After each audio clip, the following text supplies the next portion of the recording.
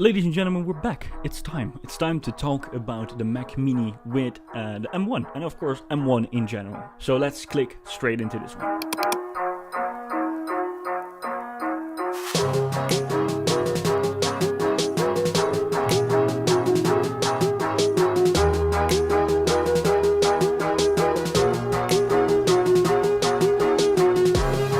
So yes, we got it. We have it. We have had it for, I believe, 1.5 weeks now, and it runs amazing. It runs amazing, especially with programs that are written for it or can use the hardware accelerators around this chip.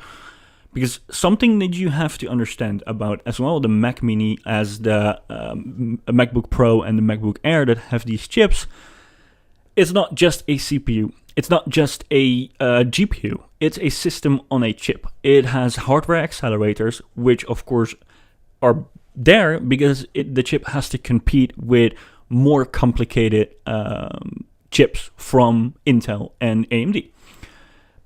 If you look back in history, ARM is not really built to do the same thing as Intel chips, x86 chips, and AMD chips. x86 is a architecture from Intel that eventually has been, let's say, licensed to AMD, which Intel doesn't like anymore. But hey, they did it. And what I'm trying to say, what I'm trying to get to is this chip is probably only going to help you if you use programs that are using these hardware accelerators. Now, there is a program called Rosetta 2. And Rosetta 2 is this transition layer that you have heard about in every single YouTuber video that has been talking about this device. But it is very important that you understand that this is a temporary thing. Or at least it's meant to be. In Apple's wet dream, at some point, every single company that they work with are going to write native programs, like Blizzard did with their game World of Warcraft. It's the most pre-ordered game ever. If I'm not mistaken, this new expansion, Shadowlands, is going really, really big. A hell of a launch title, I'm not gonna lie with you. But there is this big asterisk, right? And I believe it's really, really important. Because if you want to get the most out of these chips, needs software optimization. Rosetta 2 is working completely fine. It's amazing how well it's working. The promise of these chips, like the real promise of these chips, is going to be whenever these developers are going to pick up this chip like it's meant to be and natively write programs for it, like Blizzard is doing, like Adobe is doing right now, and of course like Apple is doing. Like they always do software optimizations, so this is not a surprise for you, of course. So of course the next question is going to be, if we have to be so cautious, should I or should I not buy this product? Most of the advice that I give is mostly to people that actually want to accelerate their own income, right? They want to use this chip to render their videos faster, right? They're on a entry-level Mac Mini right now with an i3, and definitely upgrade. Like if you're using iMovie and Final Cut Pro, for sure, right?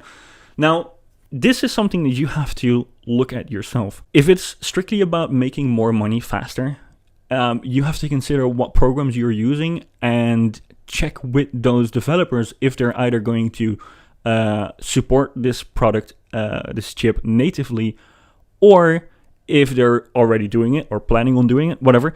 But check that, because do it before you buy that, or maybe even just buy it and you have like a 14-day return window, if I'm not mistaken, especially if you live in the EU like I do. Test this. This is really important because you need the programmers and software developers behind the software that you use to make money, right, for your company, to use these hardware accelerators in this chip, in this system on a chip.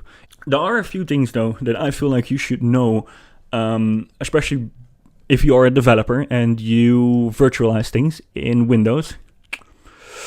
Problem for now.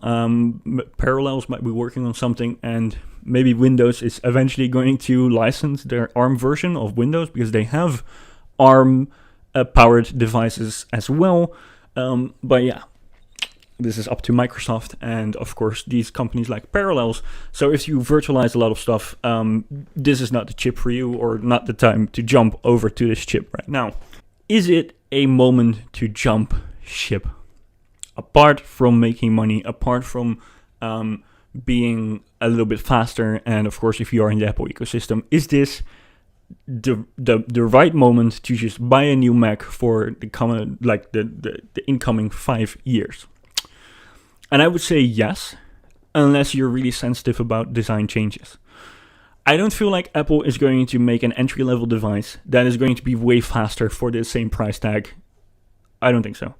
There are going to be way more powerful Apple chips, so if you need more power than this chip, and I would say you can find a lot of videos and content about that, how powerful this chip is. If you need more power than this, definitely wait. If you are sensitive about design changes, and I don't know, there are a lot of people that just want to have their devices look like the newest of the newest things, you basically want to wait as well. These designs are not going to last for long anymore. So if that is something you're sensitive about, don't buy an M1 chip right now. Not the chip, but also not the device around it. If you don't care about this, and especially with a Mac Mini, because how many times are you going to pick it up or see it or whatever, you just put it on your desk and it works, I would say jump. It's fine. Especially if you check all these marks, right? Check with your developers, the people that you are working with, the software that you're working with, if they are planning on switching to native ARM apps for Macs, or maybe they already have it, then you're fine as well. Or if you're in the Apple ecosystem with your video editing or music editing or whatever you want to do. Like if you're in Adobe Suite, it's going to be natively supported by Adobe, so you're going to be all right. Now, gaming, if you are running this insanely popular game, World of Warcraft, you're in. There are a few other games, and there are a lot of channels that do some game test benchmarks, and it's kind of hit or miss, right? Especially in this translation layer, and even they have like crossover, which is kind of like Wine, like Linux Wine. I don't know if you care about that, but you can check that out as well. Now, if you check all these boxes and you do not care about design changes, and you do not need more power than this chip has right now, you're ready to jump. If you are an indie developer, you are smaller, let's say you don't have too much money to throw away, right? 800 euros is for the power that you're getting back. I don't think you can make a device that is more powerful than that. Especially not looking this premium and also working with the power that it has right now, right? There are a lot of benefits, but you have to consider the hardware accelerators, and the software that you're working with has to consider that as well. Because if you want to get most out of these chips, you need to make use of these hardware accelerators. If you don't, hit or miss. And I guess they never miss. Guys, I hope you guys enjoyed this video, and if you did, leave a like. If you didn't and you hate my face, just click the dislike button. You know how this shit works. Also, leave a comment, subscribe, and I hope to see you guys in the next one. Click on.